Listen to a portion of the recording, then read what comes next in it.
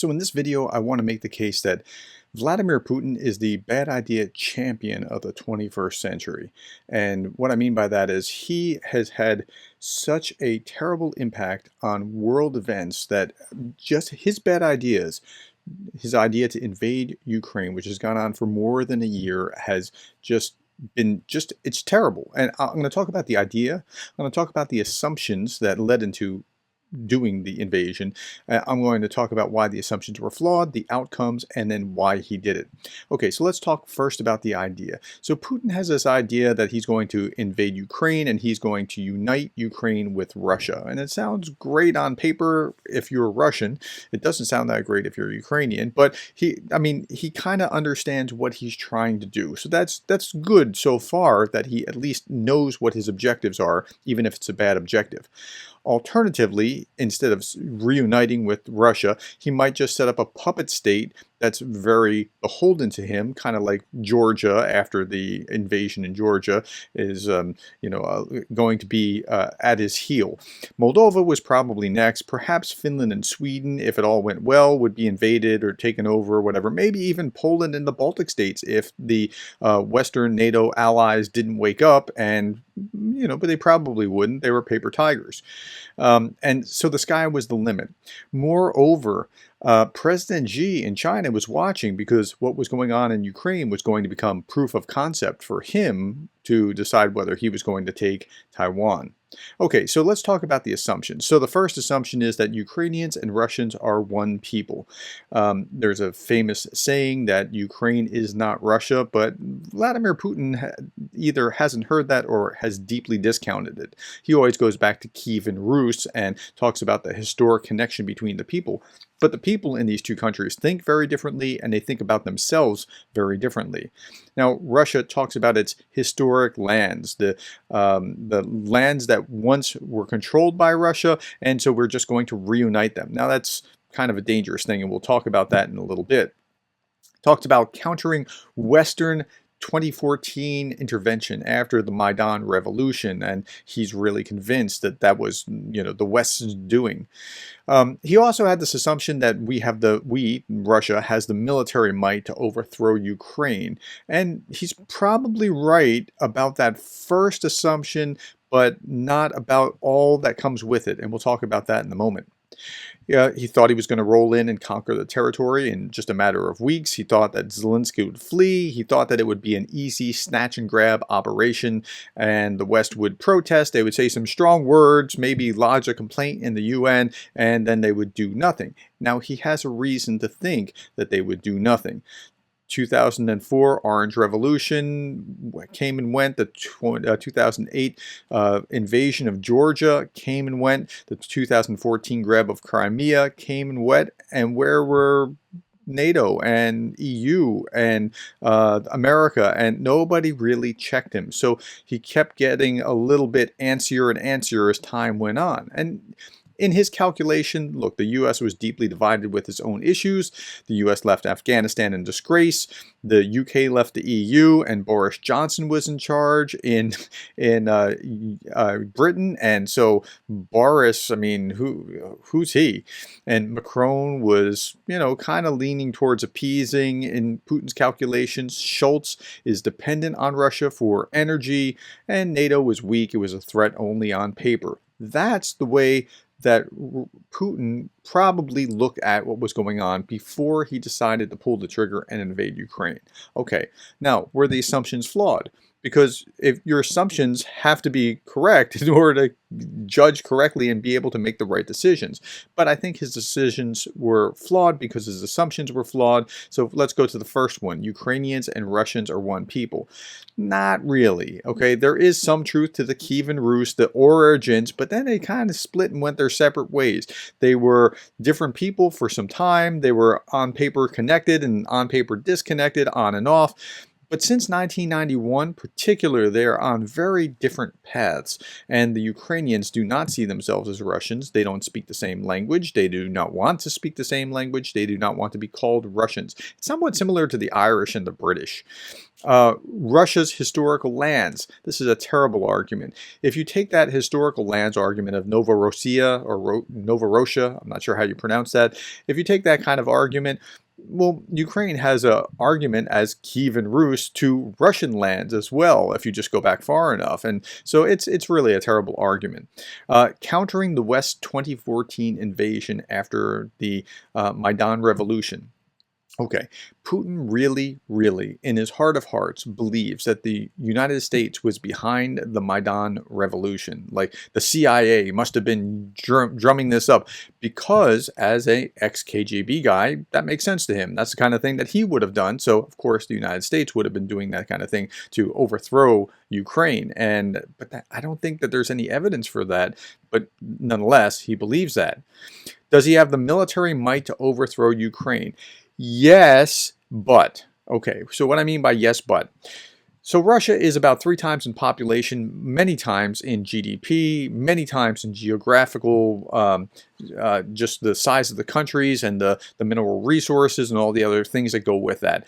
But they didn't count on other things. So do they have the military might to overthrow Ukraine? Probably so. However, the assumptions were off. They assumed that it was only going to be Russia against Ukraine, and that was it. They did not count on NATO partners getting into the mix, and if NATO partners are in the mix, then that changes things significantly. He could not count on a protracted war because he couldn't imagine a protracted war. He didn't have, so Robert Greenleaf in Servant Leadership talks about foresight, and foresight is what is so important to a leader, that like you have to be able to see around these corners and anticipate what comes next. He just didn't have the foresight, and he didn't have the foresight because he had bad assumptions.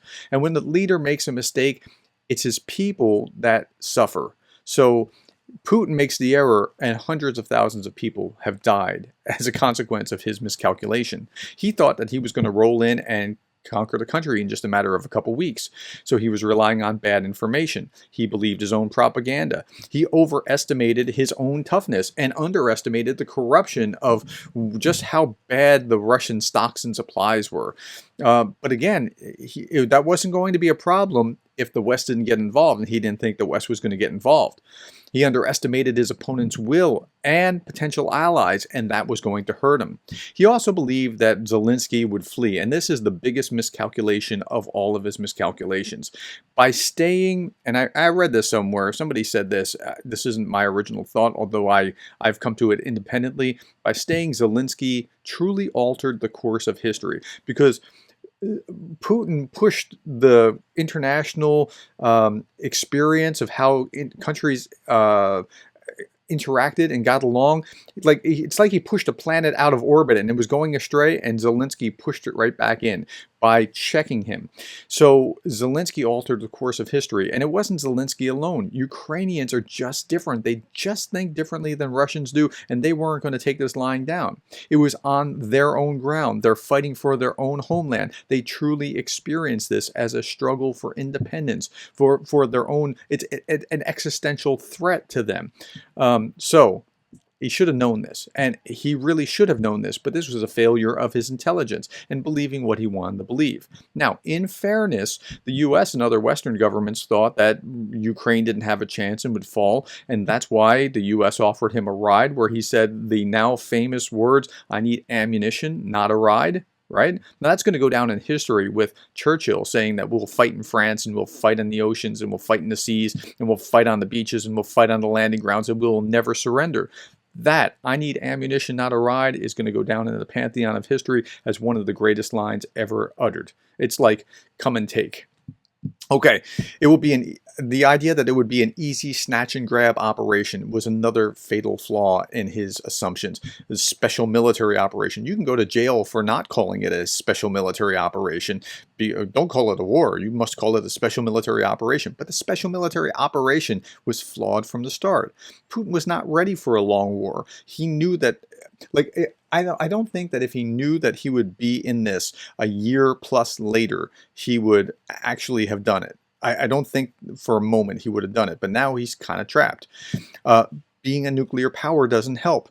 The U.S. is a nuclear power. They couldn't use their nukes in Afghanistan. Same kind of thing. He can't really use his nukes here. He can say, well, you can't invade us. Well, okay, well, Ukraine has no intention of invading Russia. But that's the only place where using those nukes are actually helpful. The West will protest and say strong words and do nothing was another assumption. But he underestimated the West. He didn't understand the deep attachment that the West truly has for other democracies. And what I mean by that is, like, he believes the West pays lip service about democracy. Like, that's all that it is. Like, it's just, we're just saying that because we really want to take everybody else's stuff, but we talk about democracy as kind of a guise. It's not, it's core into our DNA. Putin believed his own press about Western decadence as well. Like, he thought the West is fat, dumb, and happy, and they don't want to get involved in this. They're going to leave us alone, let us take our real estate and be done with it. He also believed that NATO was useless. It was a paper tiger, but he aroused the paper tiger and called them back to their purpose. So he kind of miscalculated there too. With the 2004 and 2008 Orange Revolution in 2004, 2008 in Georgia, 2014 grab of Crimea. In fairness, the West didn't do anything, and they encouraged him. They didn't do anything except for verbally protest, and that encouraged Putin to go on. I remember reading in my master's thesis on the Third Reich that Hitler said that if he was checked at the Sudetenland, he would have stopped. See, that's how bullies are. They don't go after a target that is going to actually be difficult for them or a challenge for them. They're going to go after someone that they think that they can take pretty easily. So the U.S. is deeply divided with its own issues. Yeah, we've been pretty divided for the past few years. There is some real truth to that. But fundamentally, we perceive in the West a bully picking on a victim. We don't like that. We fundamentally perceive the underdog willing to fight, and we want to support that. We fundamentally value democracy. Again, it's not lip service. It's not a facade to us. We really believe that they should be supported, and so they're being supported. Did the U.S. leave Afghanistan in disgrace? Yes, that is true. It is terrible the way that the U.S. left Afghanistan. It was to commemorate a particular date rather to do it the proper way. Now, this certainly encouraged Putin. We projected weakness around the world. Dictators can smell that in the same way that sharks can smell blood in the water. So that was a very bad idea. Now, the UK. The UK left the EU, and so they looked disconnected. So they weren't going to be, in Putin's calculation, part of, working together with them, and they turned out to. Boris Johnson seemed like a buffoon. Like, what resistance could that guy pose? I mean, like, he can't even comb his hair. But for months, Boris Johnson was the Ukrainian, the primary ally. He was the first on the ground in April when it was still unreasonably. It was not even safe to be on the ground in Kyiv, and he was there standing with Zelensky.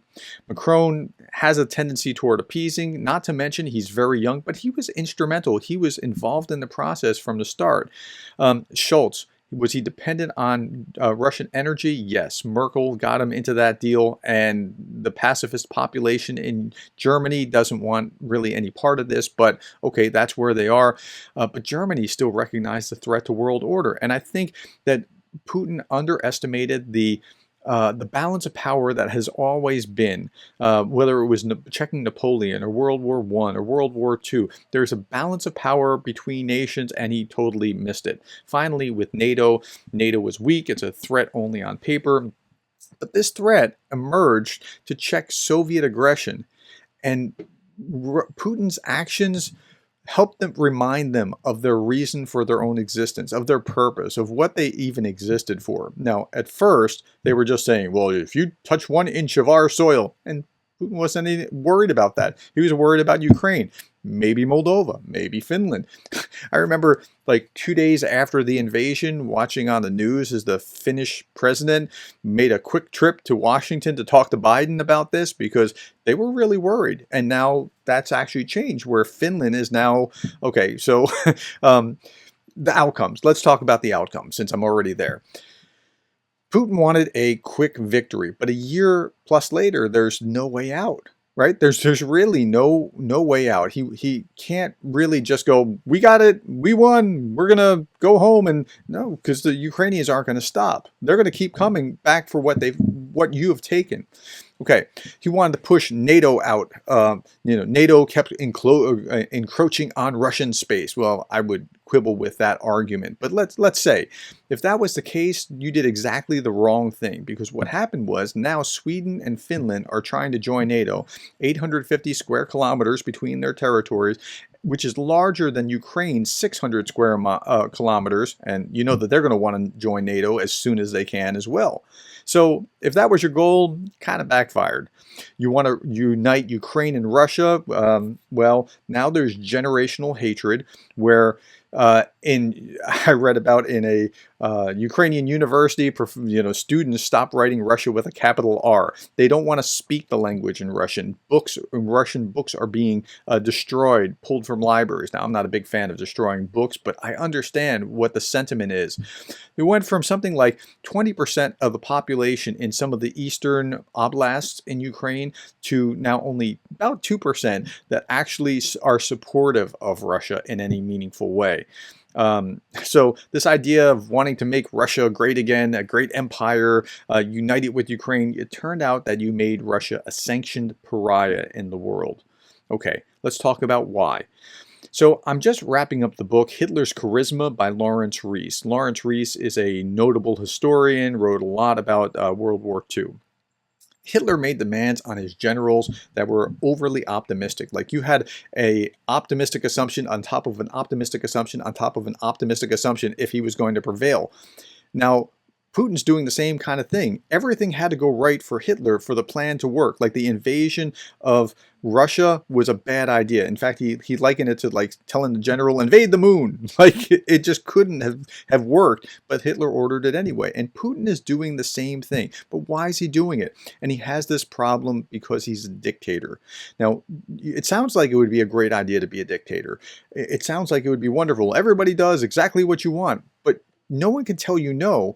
And if no one can tell you no, no one can correct your errors. And so that's actually a real significant problem.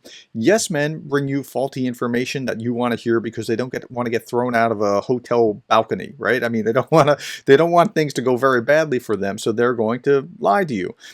If there's no opposition, no one can correct your errors. So this is really important. Democracies are strong because of the design of what a democracy does. In the U.S. context, and I'm an American, so I'm going to use that context, Republicans need Democrats and Democrats need Republicans. And it sounds really bizarre, but it's true, because the Democrats are watching Republicans like a hawk and saying, see, that Republican did that bad, and that Republican's going to do this, and that Republican, and Republicans are watching Democrats and saying, see, that Democrat's bad, and that one's doing this, and that one's right. And by doing that, they're essentially guardrails to doing really bad, stupid stuff. Okay. Go a step further. Madison talked about how factions are checks. Factions are actually helpful. We talk about how we want everybody to be united on one page, but factions actually prevent any one group from dominating over everybody else and just running roughshod over them. So there's safety in more factions. So Putin doesn't have that. Putin's an authoritarian dictator who can essentially wipe out freedom of the press, freedom of speech. You can go to jail if you call the war a war. And so because he had no checks, he had no one to tell him no. So whatever he decided happened, and that sounds great until you make a bad decision. And when you make a bad decision, there's nobody to check you. Okay, in a similar vein, Eric Schmidt, the former chairman of Google, now Alphabet, talked about, do you want a meritocracy or do you want rule by hippos? Hippos are the highest paid person's opinion. And that means, like, I'm the president, that's why. Well, if you can do that, then you can make your will be done. But that doesn't mean it's the best idea. That doesn't mean it's not flawed. And that's what's going on with Putin. So you'll achieve your goal, but in Putin's case, hundreds of thousands are dead. Trillions of dollars in damage, massive damage to international relations, setting the economies back of Russia, particularly. Like, think about what happened to your own country, setting the Russian economy back by a decade. So for all those reasons, this Bad Ideas trophy is for you, Vladimir Putin. You are the Bad Ideas champion.